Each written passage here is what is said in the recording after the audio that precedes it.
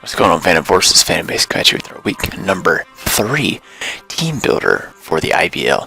Yes, I know we missed last week's team builder. Really sorry about that. Things just got a little crazy. And so we had to kind of skip it for last week. But this week, don't worry, we are back. And yeah, there's really not much to say. We're coming off a really bad choke from last week. We could have easily won that game, and we just decided, nah, we're just gonna choke really hard. So on that note, I decided this week we're gonna try our best to not do that again. So yeah, this week we were up against Grandmaster D-Ray and the San Diego Snugglers. Now, his team and our team should appear directly below. And before we get into too much chaos, actually I'm going to go and pull up his team real quick. So I have it for my personal benefit. His team consists, if I don't put it up on there for some reason, is Aurora. Wow. That thing crashed on me, hold on. We had Aurora, Rillaboom, G-Max Gengar, Solvali. Let me see if I can remember, because it keeps crashing on me. Noivern, Bisharp, Sirfetch'd, Rhydon, Pyukumuku. What is that? Stop it.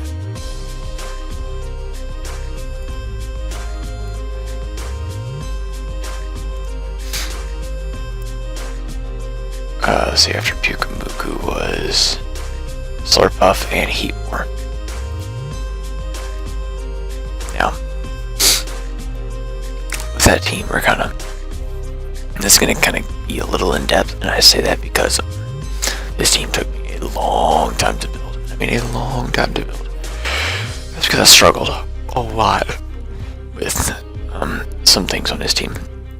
So, let's talk over the threats he has for us, and there's two main ones. The rest of the mods on his team I'm not worried about. There are two mods that can absolutely destroy me. Literally just side by side.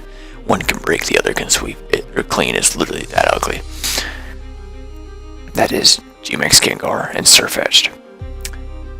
A banded Sirfetch'd 2-hit KOs literally everything on my team if it gets the right prediction.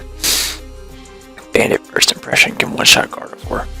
Banded Braver can one-shot by Appleton. Banded Close Combat can 2-hit KO almost everything on my team. And Banded Poison Jab one-shots my Fairies. And even Banded Close Combat could potentially one-shot, two-shot my Dusclops. So we're in for a struggle. G-Max Gengar is fast enough that once he gets the G-Max Ooze off, I don't have much that can switch in. So, the things I've noticed about his team is that he is kind of weak to Bug and Fairy Spam. Seeing his Steel type is a Bisharp that is not resisting Fairy, and Heatmore is not exactly a bring here. When I have two really good water types and a Hippowdon, so Heatmore's not going to come. Those are Fairy resist, and they're pretty much not coming. Which tells me that, or I said Fairy resist, he has one Fairy resist, I think. Yeah. And luckily for me, our speed tiers work out in such a way that I actually have the speed advantage for the most part. He does, like I said, have the Gengar that outspeeds my Keldeo. Now, I'm going to. Now, so what do we need this game? I need, actually no, he has the speed tiers on us. That's the other issue with his team versus me. If he wants to outspeed me, he can outspeed me. His Pyukumuku technically actually outslows the rest of my team, but I do have ways around that. So really, he's got command of the speed tiers, which gives me kind of a small bit of an issue, but we can work with it. So here's the catcher here is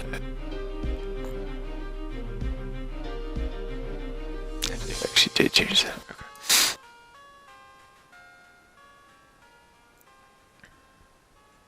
Okay, so anyway,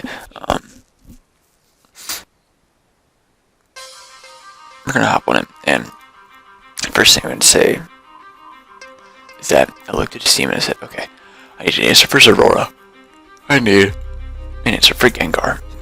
And I need some offensive pressure to kind of make sure the duck can come in for free at any point. So, the first two mons I knew I needed were Hippowdon, not Hippopotas, Hippowdon, and Umbreon. Now, why these two, you may ask?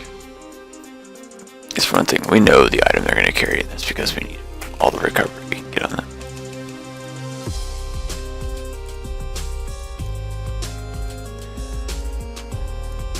I don't know why it continuously changes their levels once I change their generator, but anyway. So, we need the, why do we need this two? One, I need Stealth Rocks, bad. His team, my team appreciates his team getting any kind of chip whatsoever. So, the more I can offer chip in the form of Sandstream or Stealth Rocks, we're going to do that. Now, obviously with these mons, we're going to need Psych Off. We can't remove that on you, so I need Wish and Protect. And at this point, I obviously knew I went Earthquake on you. Yes, not high horsepower Earthquake. Why? Because one, I don't see myself clicking Earthquake very much. Two, when I do, Grassy Terrain's not always going to be up. Yes, Rillaboom can run Grassy Terrain, by the way. But Rillaboom won't always have the terrain up. So I'm not too worried about him bringing that and me still spamming Earthquake. Now,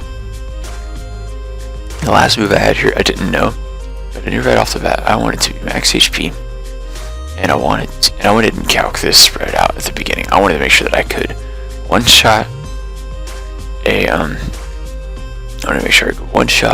Zorora with the amount of HP I expect, and I wanted to be able to live any two moves it could go for, aside from it being like life or max special attack. So that money spread here is right here. Because what this enables me to do is a mixed Zorora, like Adamant or like Naughty Zorora with Grass Knot, Close Combat. Grass Knot and Close Combat, neither of those two moves can 2-hit KO me. Now if he's, I think even if he's Expert Belt Life Orb, different story. It also enables me to take any series of hits from a number of mons.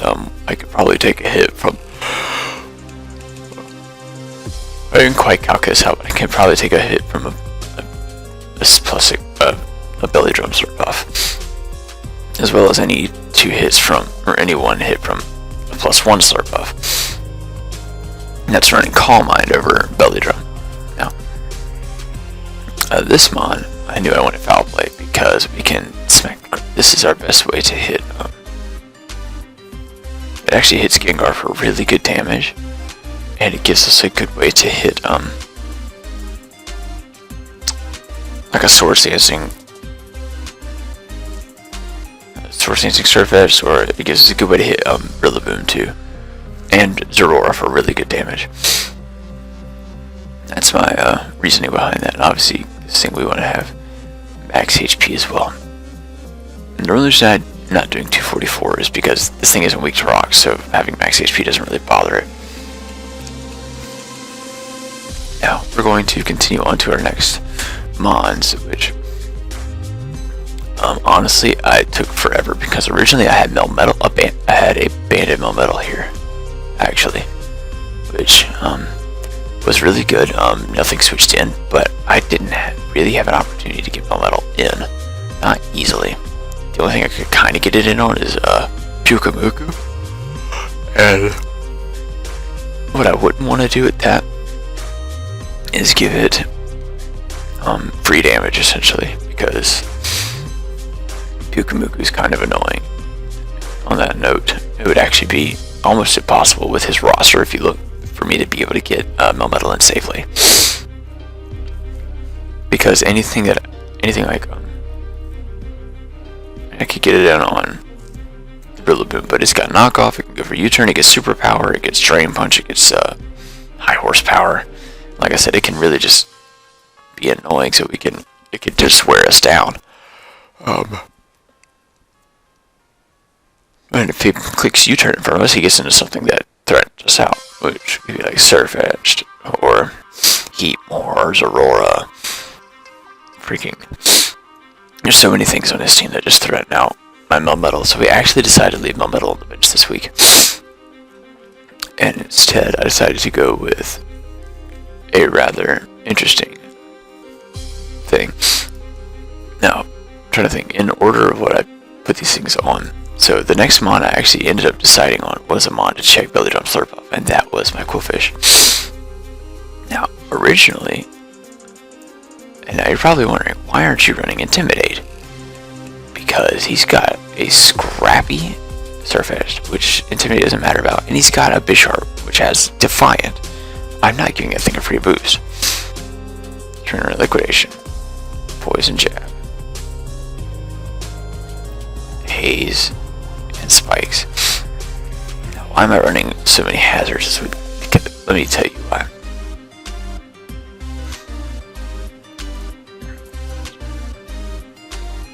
Actually, I didn't put a calc on this spread yet. No, I did. I had a rather easy calc on this spread. I decided to run enough speed for a max speed adamant Surpuff. Rest in defense, because this investment allows me to... Oh, you're going to be the GOAT, by the way. Now, with this spread, it allows me to take a +6 adamant anything from Slurpuff, from full, and anything that it could go for resist-wise. So running Belly Drum, actually I think we still live anything after like 75%. So, Poison Jab has a chance to kill Slurpuff from full.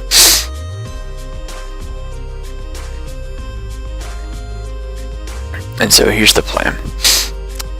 I can haze him down. And really the plan is that I have rocks up when this happens, because when he belly drums, he's gonna pop his thing. He's gonna pop his berry, and then he'll be faster than me, but won't be able to kill me. And he'll be in a range. The thing is, if I can get one layer of spikes up or rocks up, then Slurpuff is in range, guaranteed of Poison Jab. If he's adamant, max attack. If he's adamant, max attack, max speed, pretty much. And he has to be a pretty decent amount of speed if he's going to outspeed. I actually really invested Melmetal, because I could run max speed adamant Melmetal and potentially outspeed if he's running adamant with no speed. And that would not be good for him, because Devil Iron Bash just should have blown away. So what this serves as two functions. One, if for some funny reason he brings an odd HP on his Slurpuff and I don't have hazards up, then he's not going to pop his berry and we kill him Poison Jab. If he does right and he gets the belly drum up, what this does is the hazards will wear it into range of Poison Jab, and at that point I will have a chance to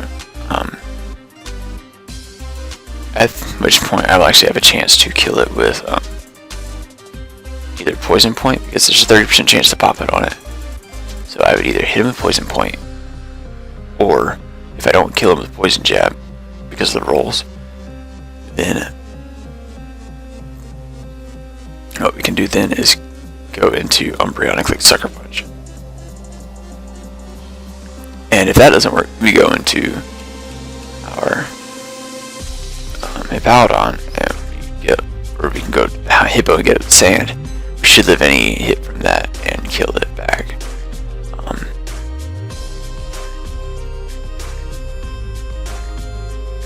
There's a lot of factors at play here. I think we have some other things as well that we could potentially do.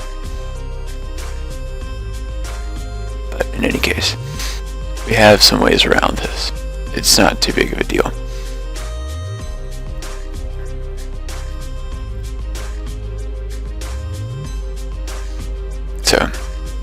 now we decided we're going to go with some decently offensive mons. So the next mon I put on this team, after I actually dismissed Keldeo as well, I was going to put Gardevoir on here.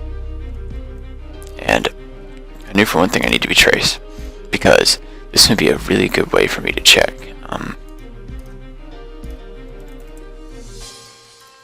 Zorora. Originally I had Mr. Rhyme on here as a Scarfer, but Gardevoir does it better. So we're going to do Moonblast, Psychic, and the other two moves I really didn't know at the moment. But I did know we were going to go Choice Scarf. With, honestly, funny enough, enough speed to outspeed both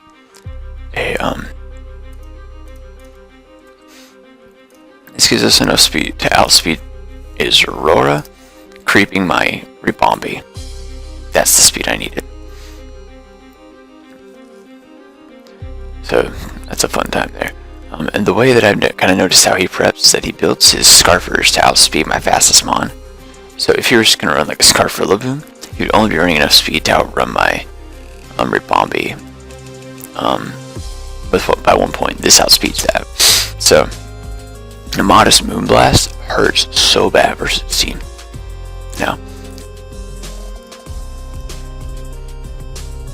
Now here's where I decided that I was going to count Umbreon spread, and it turns out I'm kind of running 20 in speed. Careful nature, because this is our best check to Gengar. This is our only check to Gengar, really.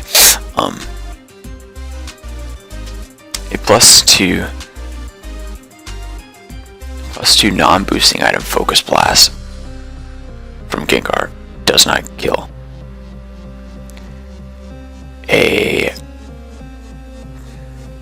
And this is a +2 G-Max fighting move does not kill either. +1 or neutral max ooze into +1 Focus Blast does not kill. And so there was once you'll see kind of how I plan this out after I get the rest of the team together. The next mon I decided on was that we're actually going to finally bring our G-Max for being Appleton. Bring in Toriel, the Appleton. Okay. Props to anyone who gets these references. But here's what I knew. I knew I needed Recover, I needed Dragon Pulse, and Apple Acid. And this was where the plan started to come together. This is when I knew. And I originally didn't know I was going to put it. So we're going to build this how I originally built it. I was originally going to have it put into special attack because I didn't know what my last move was going to be. So here's where the plan started to come together. We're going to put a Citrus Berry on you because we're running Ripen. So here's the plan. With this investment, Banded Close Combat from Adamant Sirfetch'd does not, or puts me into range where the berry pops and puts me out of range of another one.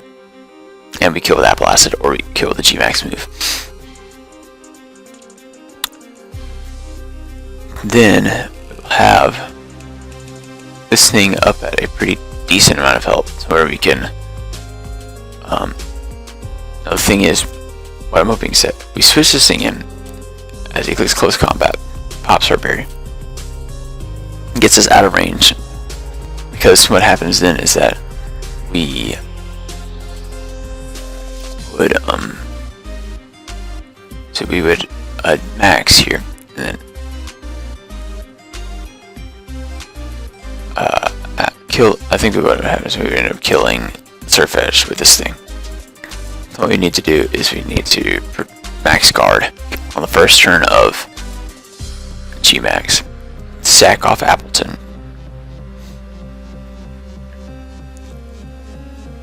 to the next one, because if he goes for something like, I don't know, max ooze, he's obviously going to kill us.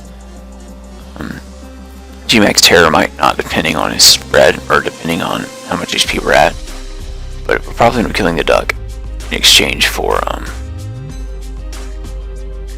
Appleton getting either damage or wasting some turns at Dynamax. That's kind of the point, is we're trying to waste turns at Dynamax.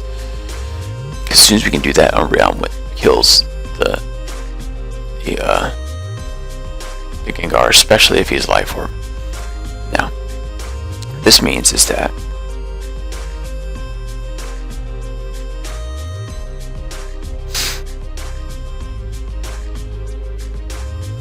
what I need to do here is we're gonna have to have some kind of a little bit of priority going on. So bring a Sucker Punch on Umbreon and bring a Sucker Punch on Appleton. So we've got a bunch of Sucker Punch users that really can help this whole team wear down Gengar. And this also gives us the other answer we needed to the Belly Drum Slurpuff. That if I get him in range and he kills me off with anything other than Drain Punch, we go into Umbreon. Or actually, what we would do is go to an Appleton and we click Sucker Punch, because that should knock out Slurpuff from between. It would be between like 1 and, if it lives, the poison jab, it's like between 1 and 12%, and you can't afford to click anything on the Play Rough because Drain Punch won't kill. And if I click Apple Acid on that thing, it would actually probably die. So you'd have to click Play Rough to kill me, because if he doesn't kill me, then I could potentially go for the G-Max, because he would kill me in G-Max with Adamant +6 Play Rough.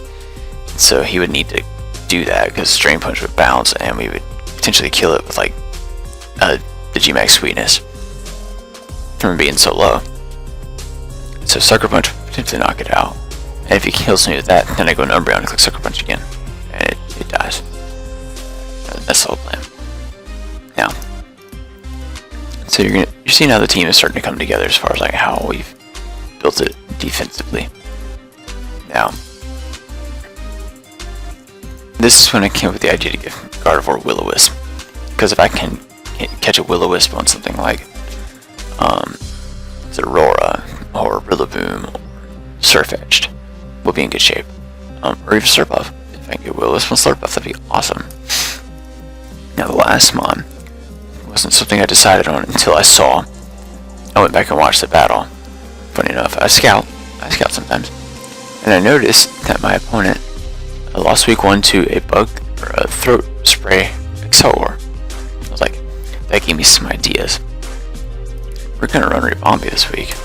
But instead of running throat spray, we're gonna run leftovers. Now, I'll explain to you this. This is the last spread I came up with, and it was rather easy. We are running 228 defense, 116 special attack, and the rest is speed with a timid nature. We're running Moonblast, Psychic, and Bug Buzz. The last move, I was debating between a few moves. I was thinking about Aromatherapy, I was thinking about Roost, I was thinking about Sticky Web. There's a lot of things that I had on my mind, but this was before I went and looked at that replay. Oh, this is Sophie. Oh, this isn't Sophie, this is Faith. We have all the girls here today, my friends. All my girls are here. Now, when I saw that this thing could potentially be a good win condition late game, depending on how things are going, I decided on a couple things. One, if I don't use it to try and help break the Gengar, or help break other things, then I'm going to need some Healing Wish support on Gardevoir. And we probably won't be clicking it this week, because Gardevoir could also be a really good win condition late game. We'll preserve this for in the event that we remove his checks to go against Ribombee. Now, funny enough, if I recall correctly, and I'm going to check. I'm going to check really quick and see what my spread actually allows me to live, because it might save our butt.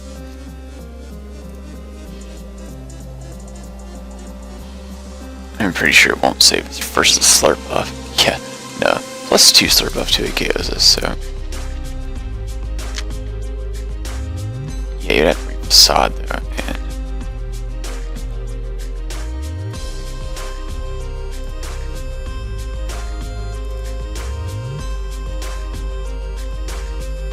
Skull me poison jab.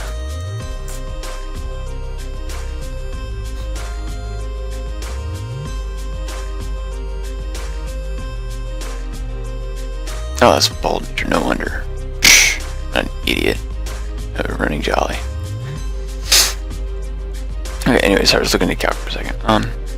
So, with this last move in mind for Gardevoir, I decided we actually want to run Quiver Dance for Bombi. Because one, depending on how things go, we could potentially sweep at this thing. If it's not a Scarf Zeraora. And, this also helped us check Noivern too.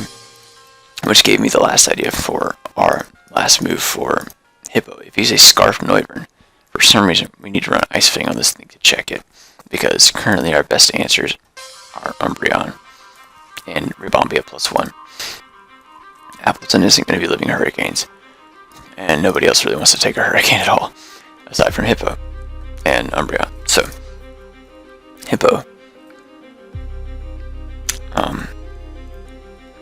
Hippo running Ice Fang is a nice check to that. And it also gives us a way to not be completely walled, like I said, by Rillaboom. If we want to catch him on a switch, we can click Ice Fang and do some decent damage, then pop into something like Appleton or Bombi. The thing is, if I see Rillaboom come this game, I expect it to be running knockoff. So most of the time, my most expendable item will be the leftovers on Ribombie. And we can actually use it as setup fodder if he clicks knockoff at that point. And so yeah, that's kind of the team. What else? I couldn't run Inner Focus on this thing because Sucker Punch is a tutor move from Gen 4. I don't know why I would run Inner Focus. But yeah, that's the team. Really looking forward to how this is going to play out. If you guys have enjoyed this team builder, please leave a like, and I will catch you guys in the battle. Bye.